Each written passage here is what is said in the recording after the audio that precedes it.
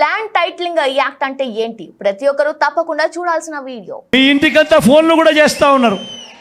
మీ అందరికీ కూడా IVRS ద్వారా ఫోన్లు కూడా చేసి మీ భూములన్నీ జగన్ లాక్కుంటాడు అని చెప్పి ప్రచారం చేస్తూ ఉన్నాడు.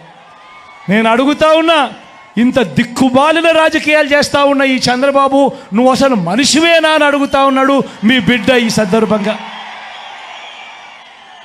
మీ జగన్, మీ బిడ్డ భూములు ఇచ్చేవాడే కానీ భూములు లాక్కునేవాడు కాదు మీ బిడ్డ.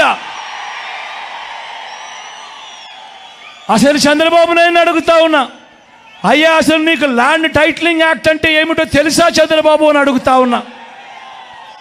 అసలు ల్యాండ్ టైటిలింగ్ యాక్ట్ అంటేనే దాని అర్థం ఏమిటి అని అంటే, భూముల మీద సంపూర్ణ హక్కులు రైతన్నలకు ఎల్లవేళలా ఉండేట్టుగా ఒక యాక్ట్ చేయడమే, దాన్నే ల్యాండ్ టైటిలింగ్ యాక్ట్ అంటారు చంద్రబాబు.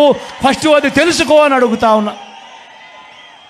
ఇవాళ ఇదే పెద్ద మనిషి చంద్రబాబు నాయుడు గారు చేస్తూ ఉన్న తప్పుడు ప్రచారాలకు ప్రతి ఒక్కరికి తెలిసి ఉండాలి. కాబట్టి ఈరోజు మీ అందరితో కూడా ఒక 2 నిమిషాలు దాని గురించి చెబుతా.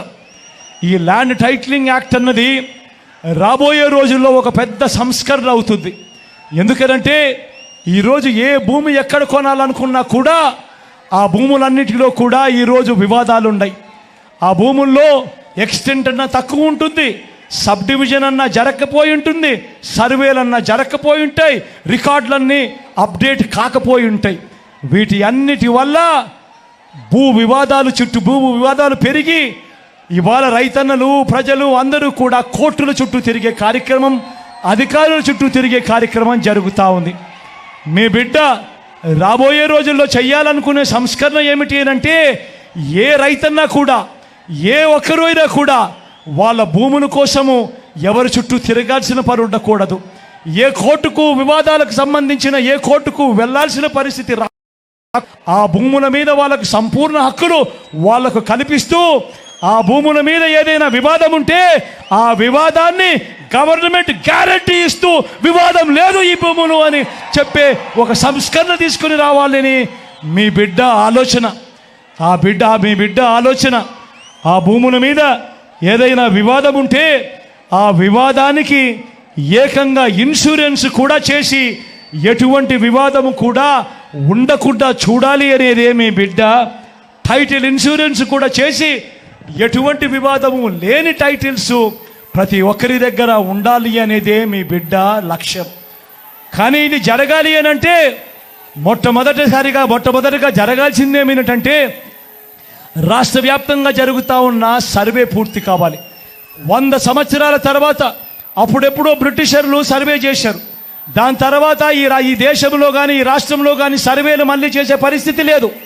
ఈరోజు మొట్టమొదటిసారిగా మీ బిడ్డ గ్రామ సచివాలయాలు తీసుకొని వచ్చి అందులో ఏకంగా 15,000 సర్వేయర్లను కూడా అందులో పెట్టి, ఈరోజు మీ బిడ్డ 100 సంవత్సరాల క్రిందట జరిగిన సర్వేను మళ్ళీ మీ బిడ్డ ప్రతి ఎకరాను కూడా సర్వే చేయిస్తూ ఉన్నాడు. రైతుల కోసం సర్వే చేయించడమే కాకుండా వాటికి సంబంధించిన సరిహద్దు రాళ్లను పెట్టిస్తూ ఉన్నాడు, రికార్డులన్నీ అప్డేట్ చేయిస్తూ ఉన్నాడు, సబ్ డివిజన్ చేయిస్తూ ఉన్నాడు.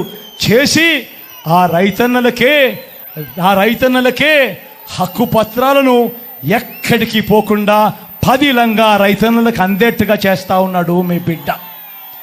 ఇవన్నీ కూడా పూర్తయిపోయిన తర్వాత కానీ రాష్ట్రంలో 17,000కు సంబంధించిన రెవెన్యూ గ్రామాలుంటే ఇప్పటిదాకా 6,000 రెవెన్యూ గ్రామాలు మాత్రమే పూర్తయ్యాయి. రాబోయే 1.5-2 సంవత్సరాలలో పూర్తిగా 17,000 గ్రామాల సర్వే కూడా పూర్తయిపోతుంది.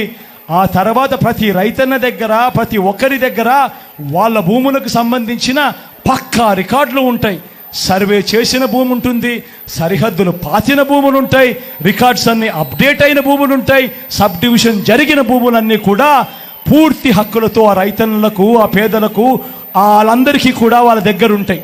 అటువంటి పరిస్థితిలో ఆ పరిస్థితి వచ్చిన తర్వాత ఈ ల్యాండ్ టైటిలింగ్ యాక్ట్ తీసుకొని వచ్చి ఏ స్థాయిలోకి తీసుకొని పోతామోనంటే, ఆ భూములకన్నిటికీ వివాదాలు ఏదైనా వస్తే ప్రభుత్వం గ్యారంటీ అని చెప్పే పరిస్థితిలోకి తోడుగా ఉండే కార్యక్రమమే ఈ ల్యాండ్ టైటిలింగ్ యాక్ట్ అన్నది.